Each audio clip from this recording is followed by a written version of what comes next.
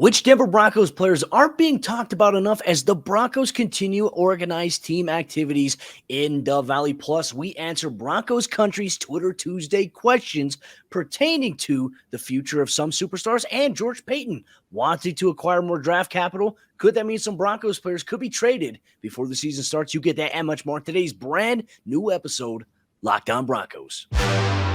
You are Locked On Broncos, your daily Denver Broncos podcast. Part of the Locked On Podcast Network. Your team every day.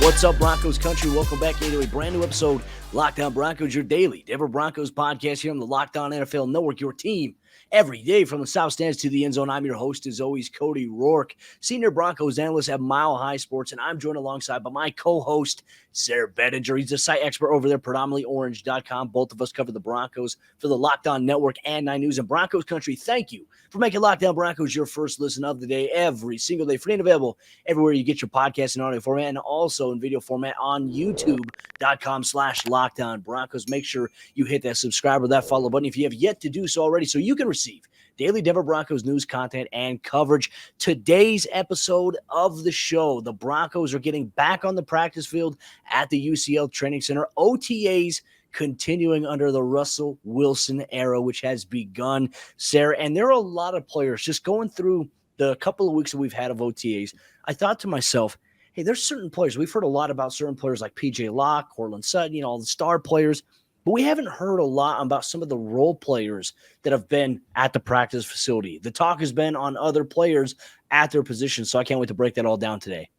Exactly. With so much focus on Russell Wilson and what he could do for those star players, I think it's easier for these kind of role players, like you mentioned, it's easier for them to fly under the radar, which we don't have much longer for these guys to fly under the radar. Obviously, OTAs wrapping up, and then with training camp sort of right around the corner, right? We're about 2 months or less away from training camp, which is awesome because that just gets me thinking that, man, we're that much closer to some football, whether it's preseason or not. I love it. I'm excited for it, and I'm looking forward to talking about these players. Look, offensively and defensively, I feel like the Broncos have a really well-rounded roster. It's not just like, okay, you got Russell Wilson and he's going to make all these other guys better. No, it's a really deep roster on both sides of the ball with a lot of guys that can get lost in the shuffle, starting with one guy who I've only heard his name mentioned once this offseason, Cody, by special teams coordinator Dwayne Stukes. Yeah, that's Tyree Cleveland. You know, surprising enough, last year he was waived at one point off the practice squad by the Broncos. And I think you and I were probably very surprised, probably more surprised than most people were like, hey, Tyree Cleveland, what? Like there was all this talk about him being the next potential Tim Patrick in terms of some traits that were very comparable. There is him there. You did mention, obviously, Dwayne Stukes mentioning him, and then Dwayne Stukes the next week said, you know what? I'm no longer going to name names anymore because I realize that everyone is going to take a name that I mentioned and run with it. And rightfully so. That's exactly what we did. We're not the only ones to do just that. But when it talks about the receiver rotation a little bit, Tyree has been one of those names we haven't heard too much from. But surprisingly enough, we've heard a lot of conversation about an offensive player at the tight end position, and it hasn't been Albert Okwuegbunam. We've heard a lot about Greg Dulcich, but we haven't heard much about Albert O, which is very, very weird, Sarah. It is. You know, you want to hear more about how's his chemistry developing with Russell Wilson. You know, how are they looking out at practice together? Are they looking like they could be, you know, the next Mahomes and Kelsey duo in the AFC West, right? That's what we want to hear because that's what we want to see this coming season. We love Greg Dulcich, and we would love for him to be the next Travis Kelsey. As I think somebody out there on YouTube who's not a Broncos person dubbed him potentially the next Travis Kelsey. So those comparisons aren't just being floated out there for hyperbole's sake. They're being floated out there by people who are seeing a lot of similar things. So the hype train on Greg Dulcich, which we've called it before, it's running. It's basically a freight train at this point. The Albert O wagon is slowly dragging along, but I feel like come training camp, Cody, I feel like that's going to start chugging along in a really big way because we know Albert O, he can make some big plays. He's got outstanding speed. really, really good hands. I think that we've seen him have a couple, like we talked about with Jerry Jeudy on yesterday's episode. We've seen Alberto have a few concentration drops, but I think that that's less of an issue of his hands and his ability to catch, and more of an issue of just like we said, concentration, really believing that he's going to be making a play before it's made. So I feel like he's not getting enough publicity. But I actually wrote about a guy on Monday, Cody, that I feel like, man, yeah, he's in the Hall of Fame, so to speak. But you know, I know where you're going with this. emergency quarterback Kendall Hinton, he needs some more love this offseason, because man, I did read something recently that he and Russell Wilson, they're getting on the same page, which leads me to believe maybe there's more to Kendall Hinton's story that's yet to be written. I agree with you on that one too, because that's exactly where I was going to go. I was going to go with Russell Wilson name dropping Kendall Hinton specifically in various press conferences and interviews in terms of working with him. Could be one of those very under the radar type guys, right? I mean, all of our attention, rightfully so, is focused on Timmy P, Jerry Jeudy, Cortland Sutton, KJ Hamler.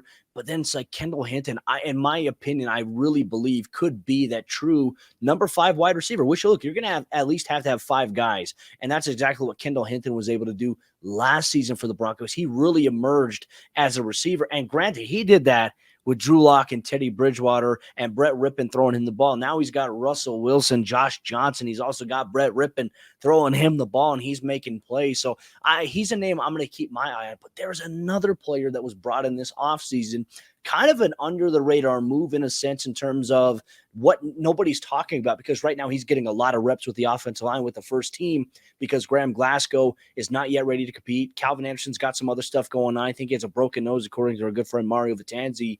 But there's been some guys that have been unable to participate on the offensive line. Billy Turner still nursing a little bit of an injury as he continues to recover, and that's Ben Braden.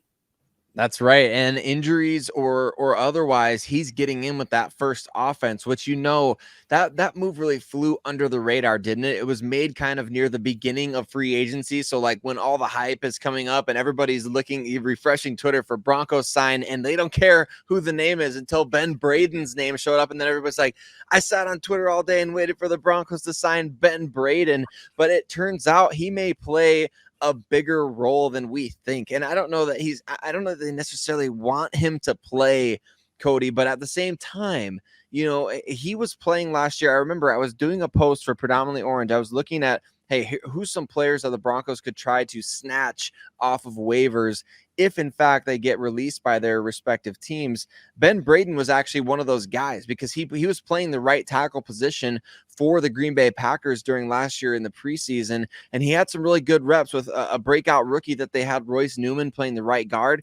They were really doing a great job together in preseason action. This is why you pay attention to the preseason, people, Yes. not just for the Denver Broncos, but for other teams, because you never know when a future Bronco is going to pop up on Twitter and clips that people are making. And this one came actually from, I believe it was Brandon Thorne, who was breaking down one of his clips and just talking about a combo block that these two guys put on. Obviously, the Broncos coaching staff thinks very highly of Ben Braden. He's obviously a scheme fit. He knows the offense. Interesting to see him get a look at the right tackle position. Like you mentioned, even with those guys out injured, he's getting some run with the first team offense. Don't sleep on Ben Braden this offseason.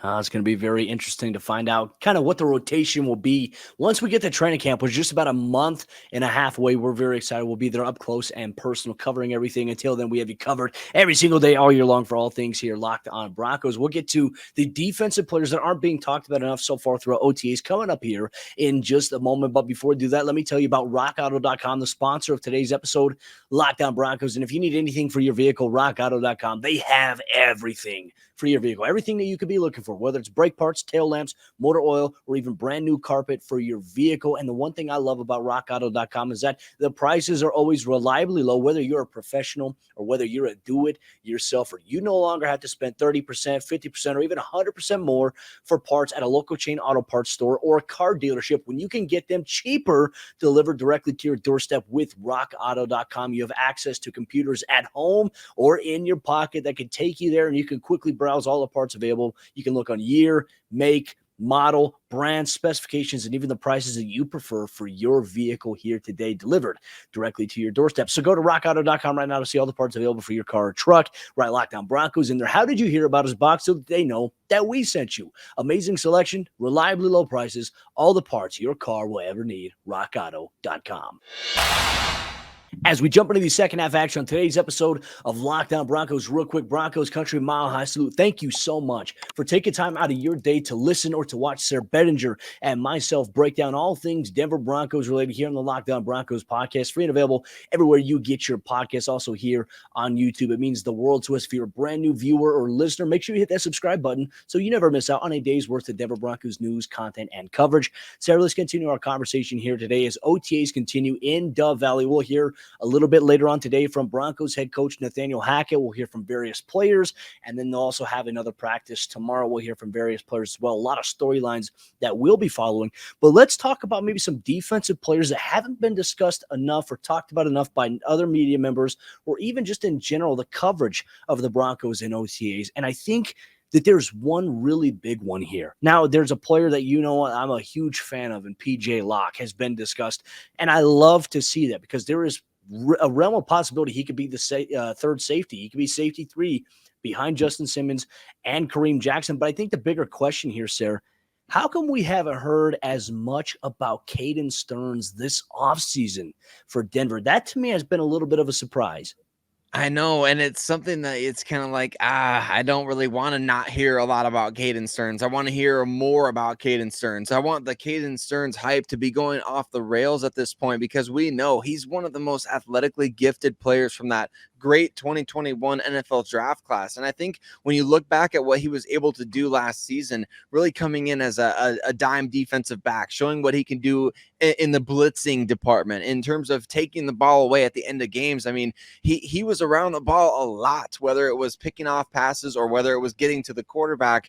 And I just want to see more of him. I want to see more of him out there. I'm interested to find out what the Broncos' plans are because I know there's been some low-key talk, not necessarily from the Broncos side, Cody, but from other people on Twitter, like maybe some cornerback reps for Caden Stearns, which I would be all for. And I'm not necessarily saying he needs to make a position switch, but look, I think keep things fluid in that defensive backfield and kind of see what happens because he's got the versatility already to be able to play that deep safety. He can come in and he can blitz. He can play inside. He can do all those different things. Use that athleticism to your advantage, but he's certainly not the only ultra impressive athlete from that 2021 NFL draft class that we're just not hearing enough of so far this offseason. Well, and that goes exactly to like Baron Browning being the next player. And what I mean by that is, while the Broncos have been on the practice field at OTs, we haven't heard much about, okay, hey, Baron Browning's working in at the edge rusher position. Oh, he's switching now to the inside linebacker. He's playing both the will and the edge here. We haven't heard much discussion on that. As Giro Evero said, hey, he's doing a really good job. He's got to, continue to improve coming up against the run, setting the edge a little bit, but it'll come in time. That's about the only thing that we have heard of Baron Browning in his transition right now to edge rusher. And I think that there are a lot of Broncos fans that really want to know, hey, is he actually making that transition full time or is he playing a little bit of both? I personally have been told one of the things is that he is playing both this season. He'll be playing the will backer in certain situations. He'll be playing edge. And it doesn't make sense, Aaron. I know you and I have had this conversation. It doesn't make sense for the Broncos to just fully move him to the edge rusher position unless they have plans to offset a couple of their guys, because right now you still have Bradley Chubb, Randy Gregory. You just drafted Nick Bonito. You also have Malik Reed. You have Jonathan Cooper here. You have a very loaded edge rusher room right now when we talk about guys that we feel like can contribute and have a significant impact in whatever role they play on the Broncos defense. And all of a sudden you throw Baron Browning in there. It just kind of sounds a little puzzling at this point, but we haven't heard much about him. We haven't heard his name called on as much. There is that, Sarah. But there's also a guy on the defensive line that we haven't heard talked about enough this offseason, considering the Broncos are approaching a new era, obviously with a new defensive line coach, and you still have Bill Kolar as a senior defensive assistant. Absolutely. Yeah. Mike Purcell not getting talked about a ton. I remember back in the 2019 season, there was the whole Vic Fangio had a hand in, John Elway asking him, like, what do you think of this guy? And he's like, you better not bring him in for a workout because you're going to absolutely love him. And it turned into a great success story. Like Mike Purcell had an incredible year back in 2019.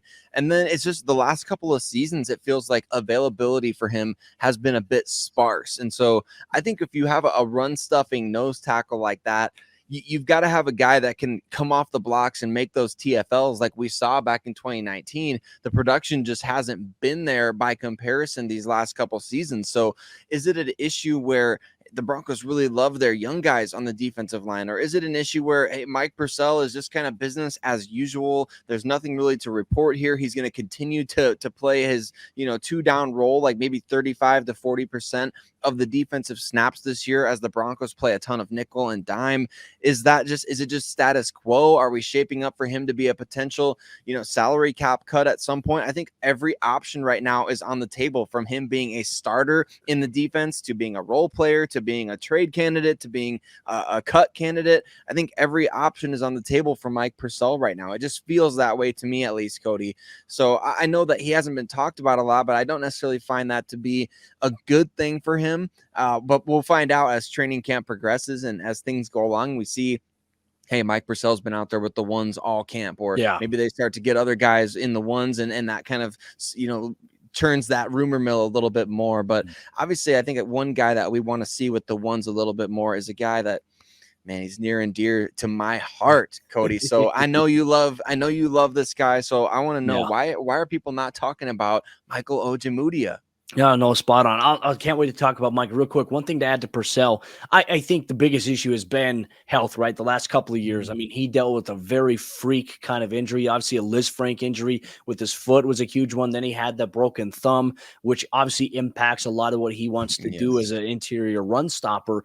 But I will tell you this. I will take Mike Purcell 10 times out of 10 on this defensive line alongside DJ Jones, more so than anybody else at this point. When fully healthy, I think Mike Purcell against the run is a force here for the Broncos when fully healthy, and the hope is that he can stay that way. But you make a lot of great points. This is a brand new coaching staff. This isn't the Vic Fangio staff anymore. So he's going to have a lot to prove, I think, in the eyes of the coaches here this offseason. But going to your point on Michael Ojemudia, I mean, we haven't heard him talked about enough, especially after the Broncos decided to draft Damari Mathis, bringing in Faion Hicks. And once again, I'll make the same point here about OJ. I loved his final game last season against the Chiefs. Now, obviously, he suffered that very, very scary injury in the preseason against Seattle, held them out all the way throughout the season until the second to last game against the Los Angeles Chargers, and then the home finale against the Kansas City Chiefs, where he balled out 11 tackles, 4 passes defense. And that one could have had a couple of interceptions there, but he showcased why I think he should be on this roster. But the Broncos drafting another cornerbacks definitely gives me a little bit of concern. OJ gets slept on a lot, Sarah, and that's my worry here for him going forward, is that he's slept on a lot by Broncos fans. Nobody's talking about him enough. So the only way to change that is going in the preseason, making some plays. That's right. And I think that that's exactly what he's going to do. You just need a fully healthy, season from him, right? That's I think all he needs. And it's easy to forget because he did start his entire rookie season, that this is only his 3rd year in the NFL. I mean, it feels like because he was out for so long last year, it kind of feels like he's been around for longer. And maybe that's just the pandemic year made time slow down for a while there.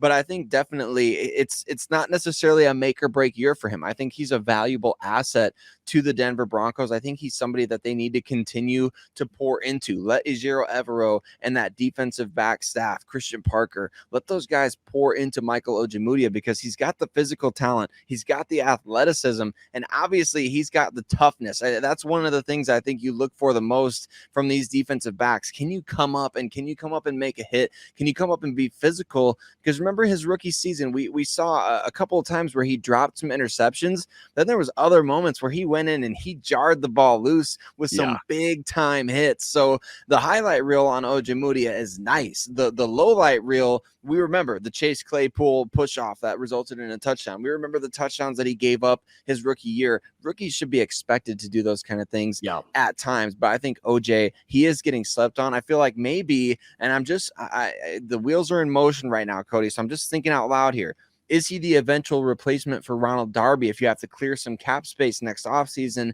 Getting way ahead of myself there, almost a year out, but you just think in terms of roster building, I feel like Ojemudia has a chance to really prove himself this season to a new staff. I'm glad you brought that point up because I don't think many people actually think about that. They're like, oh, they have Ronald Darby, they have Patrick Surtain. Well, one of these guys is going to be the odd man out, but that's a great point. This could be a great step in type of role here for Michael Ojemudia if, in fact, the Broncos do want to move on from Ronald Darby after this year or even after next year. Finding a way to maximize what you have with a guy that's been on your roster and has been developing. I mean, I'd say that's the thing about OJ. He has been developing and he still has some ample time left in his deal with the Denver Broncos. Big time thing here for Michael Ojemudia. We're very excited about that. But Broncos country coming up here in just a moment. We're going to answer some of your Broncos country Twitter Tuesday questions as sent in. You're going to get some responses from us all throughout the week here on this week's Locked On Broncos. Monday through Friday, we have you covered here. But before we do that, let me tell you to check out the Locked On Avalanche podcast as the Avs hosted the Edmonton Oilers for Game 1. Did the Avs come out on top with a 1-0 start, or did they start the series 0-1? Check out the Locked On Avalanche podcast hosted by Chris Maselli and Kyle Sullivan. Free and available everywhere you get your podcasts. As we jump into the fourth quarter action on today's episode, Locked On Broncos, real quick, Broncos country, thank you so much for making Locked On Broncos your first listen of the day. For your second listen after this show here today, go check out the Locked On Sports Today podcast for the wide scope of all professional sports here covered by Peter Bukowski. Free and available everywhere you get your podcast, also on YouTube. Sarah, let's go through and answer a question here. There's one I wanted to answer, realistically speaking. We'll have some responses to Broncos country all throughout the week because, hey, there are some great questions that actually spawn some really good show topic ideas that we'll touch on. For today's show, I want to address something that Caden Stump had sent us on Twitter. And he sent us a question saying, hey, what should be the realistic expectation of the Broncos this season? Some people believe that they'll be 14-3. Some say they'll be 8-9. I want to believe that the Broncos will make the playoffs and win a home game. And Sarah, I think this is always hard at this point of the offseason to really kind of come in and maybe project, right? But what could be a realistic expectation here for this Broncos team? And I think if we look at it from a roster standpoint, if the stars align, right? And yesterday's episode, you made a great point about really last season for the Broncos offensively. It almost seemed like the stars needed to align for them to perform well and be competitive. For a team standpoint, what would it be like? Would it be a realistic expectation for the stars to align for this team here to be competitive, to make the playoffs, and to potentially win a playoff game? Well, I guess this question doesn't leave me any room to say 17-0 until we ain't, Cody. I mean, I guess that's not realistic. That's still true. That it's among the possibilities at this point. The realistic possibility is likely somewhere in the middle of the extreme, like 14-3, which would be very hard, very difficult in this kind of NFL. I mean, just the way things are. I mean, I feel like if you win 11 games, if you win 12 games, I mean, that's like almost like a Herculean regular season, basically, because to win 12 games in the AFC as it is currently, just with the quarterbacks and the tremendous defensive talent that's all over this conference, I just feel like 12 regular season wins would be an amazing accomplishment. So my hope, and I think realism is it varies for everybody, doesn't it, Cody? I think it's always funny when somebody's like, well, I'm more of a realist, there's what I think this year, and then all of a sudden their expectations are blown away because the Broncos are way better than they thought they would be. So to me, realistic is definitely in the 11 win range. I feel like that's within grasp. I mean, that would be projecting. We're not just talking about 11 wins. We're talking also about then 6 losses. And how are you going to lose 6 games with this roster as currently constructed? I feel like that's almost harder to predict than 11 wins. But to me, I feel like the truth is somewhere in the middle. You talk about being 8-9 or 9-8. I think that's unrealistic. I would be very disappointed if that happened. But to me, if you're talking about 11, 12 wins, maybe even 10 on the, somewhere between 10 and 12, Cody, to me is where I fall with this team and where they're at in the schedule. We've broken down every single game on the schedule. We've broken down the bye week placement and the international game and the impact that could have and all these different things. So I think that's within the realm of realism. So I do like that question. And I think that it's always fun. I'm going to go into every week thinking, hey, this is how the Broncos are going to win this week. So that's how I go in and approach it. But I think realistically, somewhere between 10 to 12 wins this season. And I think the Broncos are going to need a couple of guys to be healthy for that to happen. Like we talked about, I mean, the stars do have to align. You got to get lucky in the injury department. So a question from our good friend Darius: will Randy Gregory and KJ Hamler be ready for training camp and or week 1 of the season? I think that's a question as you get around the facility more and more, Cody, we're going to find those answers. Well, I think for Randy Gregory, there is so much unknown right now because there really hasn't been a timetable that's been issued for Randy Gregory. We do know that he is expected to be ready for the start of the regular season, which is great. So more than likely, that means he'll probably miss some time in training camp or he'll be limited. For KJ Hamler, I'd say for like the amount of stuff that he's been able to do now, I wouldn't be surprised if he's ready to go for the start of training camp at the end of July. However, I also would not be surprised if the Broncos say, okay, hey, because training camp is what it is, there's also some new modifications coming from the CBA. They'll reduce the amount of time they have to be on the field. I think that the Broncos will start off training camp by reducing how much KJ Hamler's doing, which is a good thing, right? We saw that last year with Cortland Sutton coming off of the ACL. They reduced him at first. They eased him back in. You don't want to just give him a full workload right away coming off of an injury of that nature there. So I do expect that, even though that I think KJ Hamler is ready to go right now and can do a lot of great things, I personally do believe that they'll probably ease him in. There may be a day we see him practice. There may be the next day we don't see him practice. He may get kind of that vet treatment in a sense, even though he's not a veteran, but he'll get that rest day for his knee for some, what do they call it in the NBA? I forgot, load management. That's what it is. So I think that we'll see some load management happening here in training camp for not just KJ Hamler, but for various Denver Broncos players as well. But with that said, Broncos country, thank you so much for tuning in to today's episode. Locked On Broncos, free and available everywhere you get your podcast in audio format. Also, if you're watching us on YouTube, we appreciate you so much. Take your time out of your day to listen to us talk all things Denver Broncos. We appreciate you so much. Broncos country, we want you to get involved in the conversation on Twitter at Cody Work NFL, at Sarah Bettinger, at Locked On Broncos, or on YouTube in the comment section. Make sure you interact with us as well. We appreciate it, and we look forward to responding to everybody as much as we can. Tomorrow's episode of the show, we're going to highlight anything that Nathaniel Hackett had to say today at OTAs. What are some of the storylines in Dove Valley this week as OTAs continues? The Broncos prepare for mandatory minicamp coming up here in just about a week and a half, and then they'll be off before training camp. You get that much more all on Lockdown Broncos throughout this entire week here on the show.